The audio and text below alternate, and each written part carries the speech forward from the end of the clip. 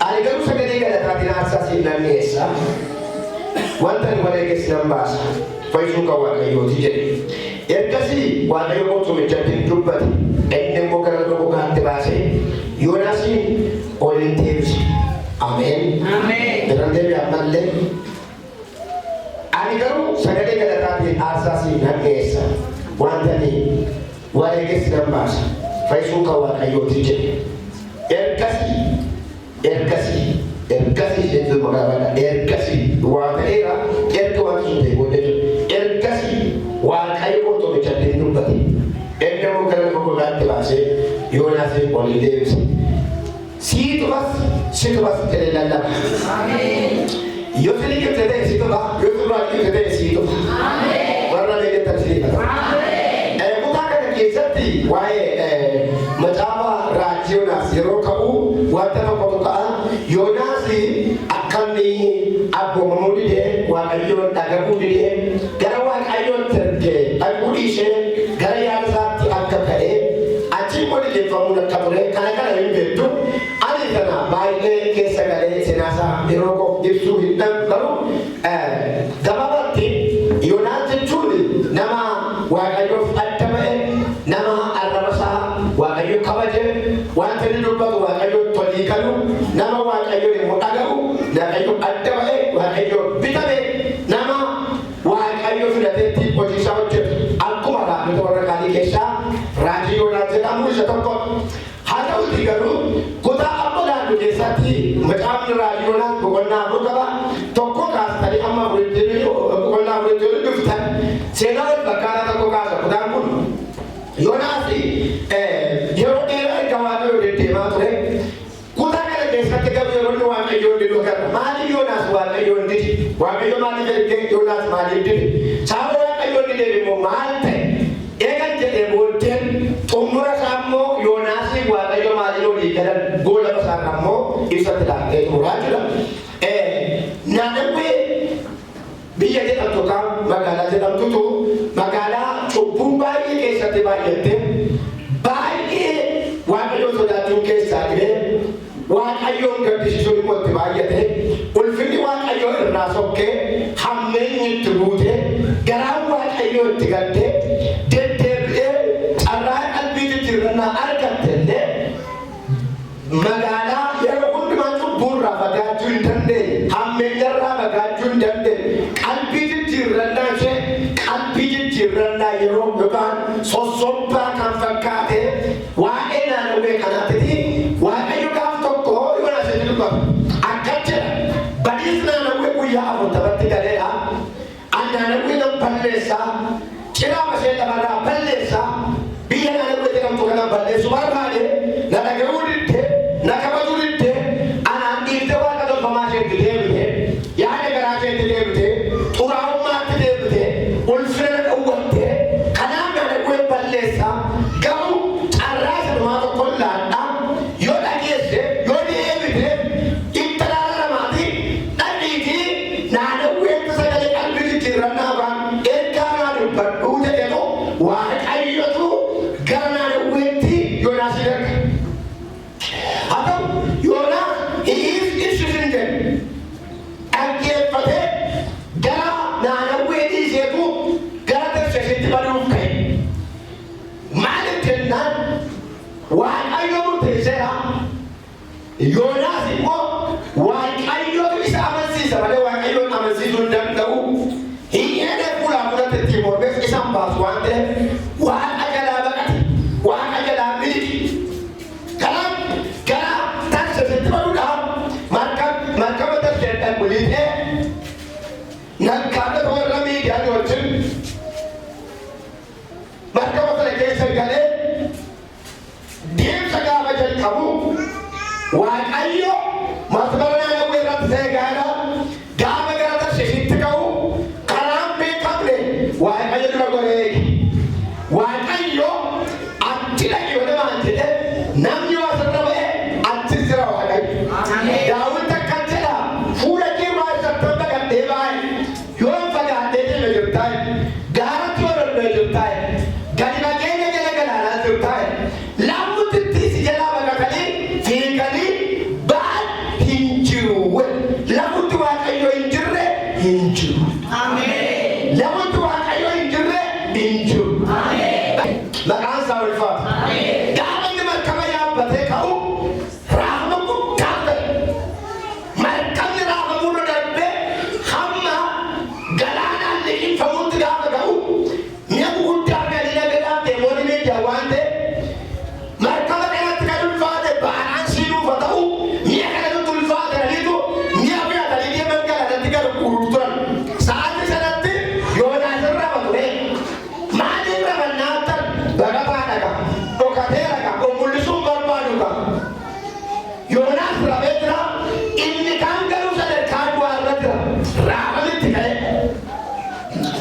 galanni gooftaa bada yaamee jedha Yoonaas maal ta'eera eessa jira markabi mumaa irra jira bishaan keessa jira amma ko iddoon itti rafa jira iddoo itti rabne jira cubbuun garuu iddoo maamee kenne itti nama raffisa cubbuun garuu iddoo mayyaanaan itti nama raffisa abidda keessatti nama raffisa lubbuun nama kan yaadoote marfee waraanuu kan qabu baatteera waan ta'e dadhabsateera kanaaf ogeessi fayyaa gaafa qoricha nuu kennan yookaan marfee nuu kennan dura maalina dootu gaafa sarjarii hojjeta jagamaa godhu akka sanaan jeesu gidi du'aan waan ta'eef du'aan inni waan ta'eef jalqaban jecha du'uu qaba amma maa ta'utti amma dhimma sana hojjetanii bitatu kaan immoo opereeshinii ta'utti namni suni addi suni hin du'a kanaatti gaafa miidhagdeetti kun namni sun taa'uu danda'u eegaa dhimma sana ajjeesanii tajaajila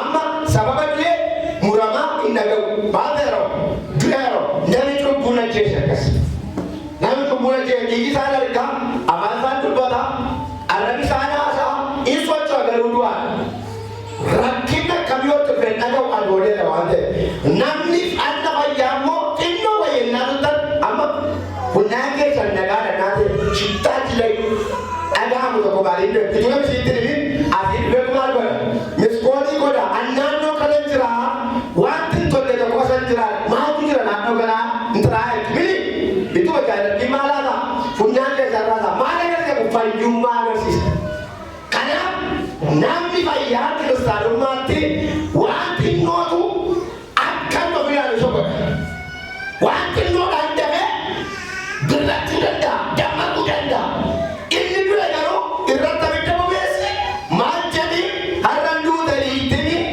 maal taate dhiittini du'aadha waan ta'e du'aan immoo hin socho'u Yoonaas hin du'eega maal waan ta'e waan waaqayyoon dhaga'uu didee karaa waaqayyoo dhiise karaa maqaa isaarra waan ta'e hin du'e kanaa maal ta'e irribaan liqeeffameera oolgateera warri kaan garuu jannaqa gudumaan dheesse irribaan oolmaa dheesse gudumanii nuyi ramnee isaa tokko lama ramnee kaan miti kan Yoonaas ituu kattee markabichuu sarraafisu sirbaayoo waan ta'e namni iyyaayoo waan ta'e wa'aayi waan ta'e du'aa jireenya gidduutti dhibbachaa warri kaan waan ta'e sidaa irra murture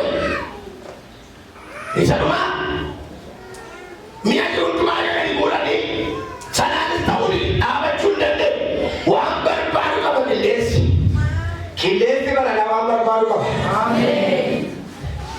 amma kan nama dhibu keessa raafama sana keessa iyyuu jira waaqayyoon jira dhumarratti egaa mi'a daddarbatanii bitanii sanaan ta'uu gaafa didu ofitti deebi'an sila sammuu isaanii madareera miicharreera kan ba'anutti ta'e mi'a kanadha yoo mi'a kana gadi kenne hin bayyaannanna markabi keenya sin boqotaa amma immoo isa taa'aa fixeessaa dhume waaqayyo waan barbaadu qaba jedha waaqayyo waan barbaadu qaba jedha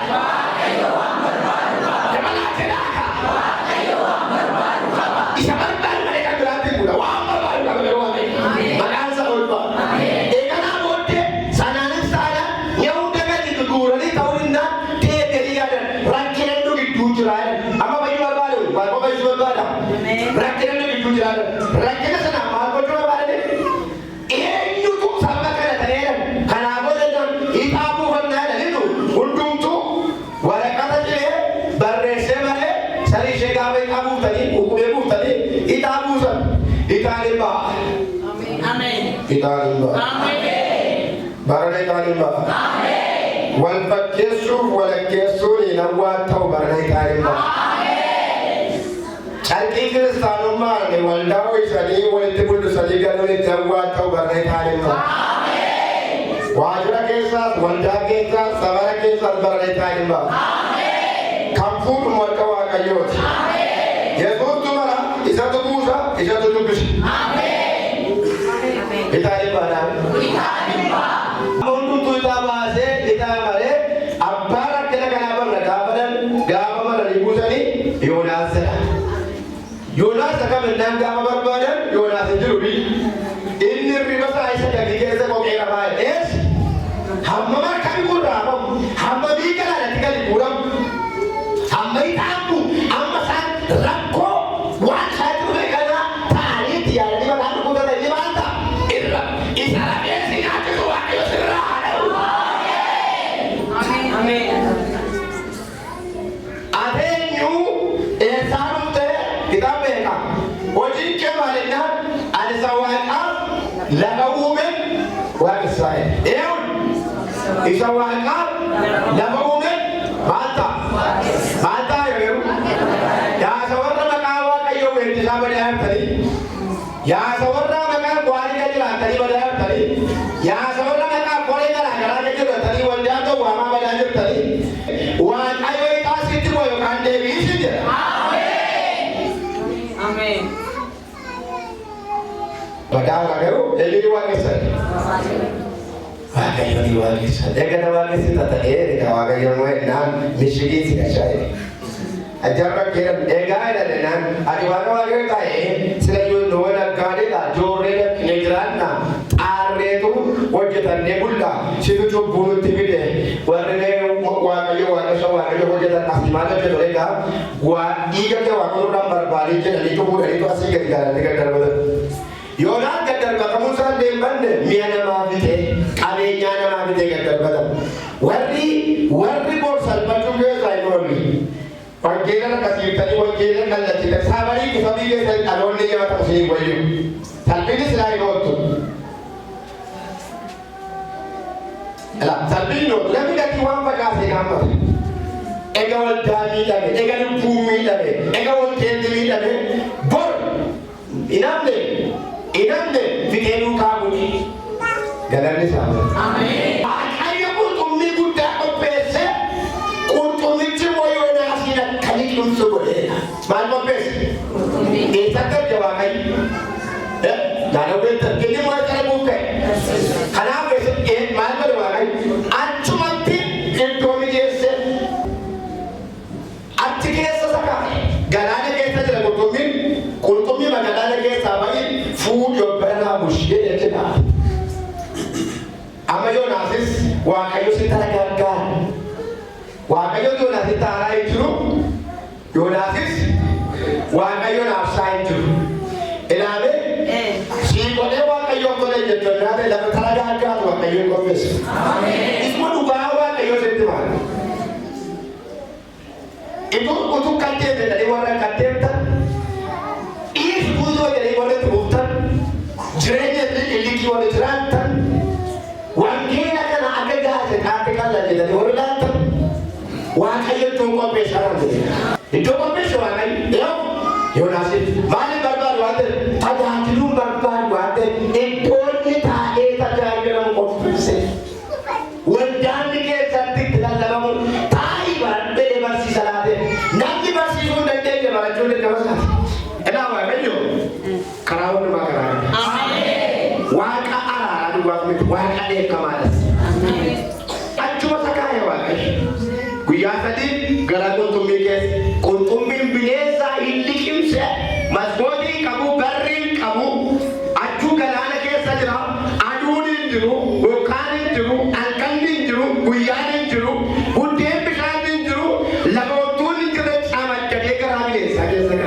akan dole mojitek awara konna dibe yona tari garago tumi sana baba disia kanu kambe dole bode bila elame baawa ayo si bachi se kilinchi deba tabe dirgil kam deba kana baul faradun bagi jalanan gamma wa kayo bata amen inni maraate binyoon itti kaa'ame qullaateen wayyaanfachuu jibbikko bashannana miti itti kennamnaan sammuu hojjechuu dinnaan namni amma fayyaansaa iddoo jirtutti nama namni amma nagaansaa iddoo jirutti nama guutuudha yoo isheen kun xiqqoo iddoodhaa kaatte nama akka bareeddan kana wayyaa birraa yaasee qullaalanii baqata kanaaf waaqa guddaa nu kabaje kanaa kabaje lama tokko kaatennaa dibiftan achuma keessa taa'ee qalbii jijjiirrachuu jalqaba hoomaaf sagalee gala eessatti garaa qurxummii keessatti haala mijataa keessatti tole jechuu kan dide liqinfameetu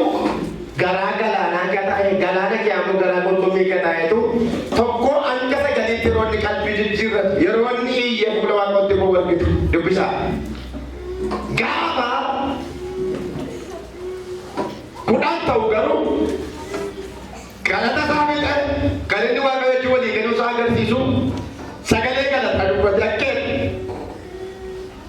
gaafa kudhan ta'u tokko amma sagaleetti dubbise kadhatee gurrabbaa irratti jecha jedhe ani garuu sagalee galataatiin aarsaa siif nan dhiyeessa wanti wareeges nan baasa fayyisuun kan waaqayyooti haala sii dhiyeessa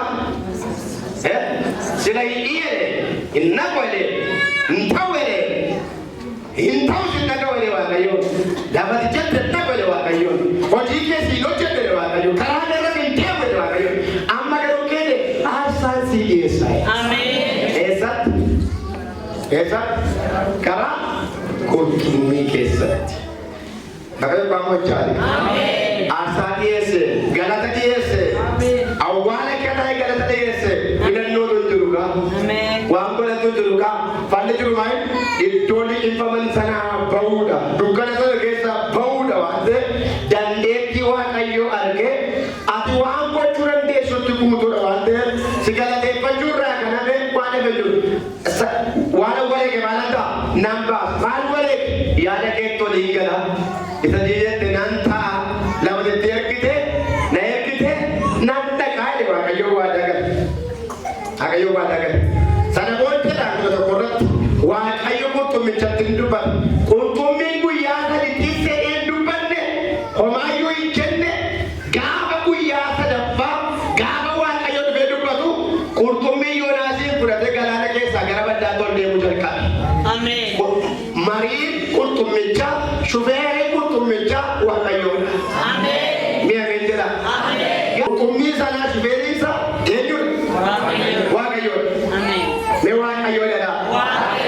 kan hin beekne waaqayyoodha rifeensa mataa kee kana amma keessa miila keetti koo qaamni kee seelii kee hundumtuu to'annaa waaqayyoo jala jirti to'annaa eenyu maqaan isaa ulfaatu waaqayyo maalitti dubbate qurxummiitti dubbate qurxummiin immoo yoonaasiin guyyaa sadi guutuun dhageenye waaqayyoon garuu dhageetu maal godhe lafa onaatti ol baase yookaan lafa gogaa irratti baase namichuma nagaa tokko yoonaasiin lafa kaa'e namoonni nagaan garaa qurxummii keessaa bahee deemsa jalqabe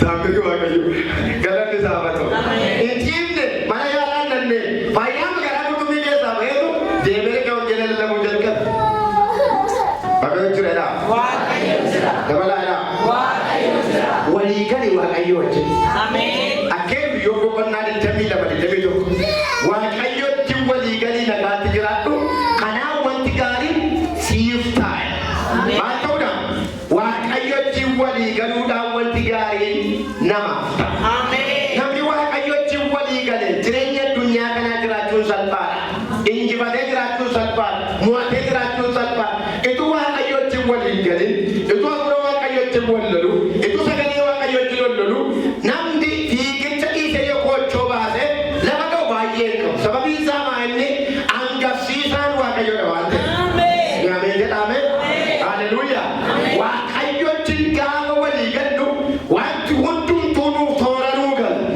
nagaatti jira maal ta'e waaqayyotti walii gala amma namaachin nagaa miti ofii isaatiinis nagaa miti sammuu isaatiinis nagaa miti maana uumteedha waaqayyo maana barana keessedha waaqayyo maana jiraachiftee abaluu balbala battee abaluu jireenya milkeessite anaan maana rachiiftu ofii isaa nagaa qaba namaachin nagaa qaba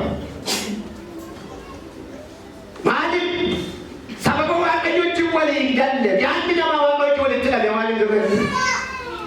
Yesuus jira. Yesuus jira. Dabalaadha. Yesuus jira. Hallelujah. Ameen.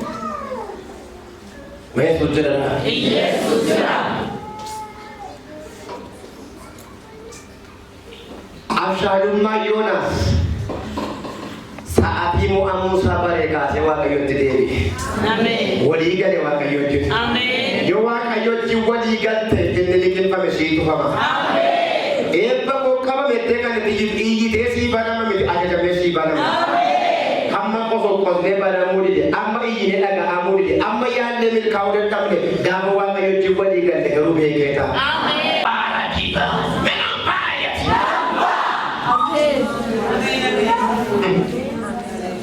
Barame waan sitti tolle keessa waan sitti ganne keessa waan abdii keenyaa kana keessa taphatoo jibbate keessa dhimbaadhaa miti baatee of agarta ba'uu kee agarta miti baatee of agarta harki waaqayyoo sochiin laqabeera iyyeen namaa dabali itti dabali si baasee ariigibsa humna si qabeessa.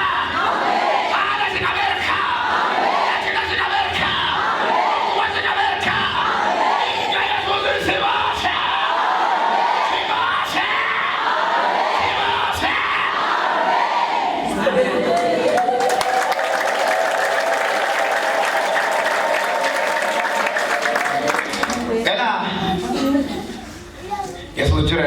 Yesuus jira. Yesuus jira. Yesuus jira. Olii galan Yoonaasii waaqayyo. Ameen. Walii agallu malee fagoo deemu. Ameen. Gooftaanchi walii agallu malee lafta fayyadu. Ameen. Dirree ati jirturra dirreen caalu jira. Ameen. Buddeen ati nyaachaa jirturra buddeen caalu jira. Ameen. Maqaa kan maqaan dura maqaan caalu jira. Ameen. Poozishinii kan dura poozishiniin caalu jira.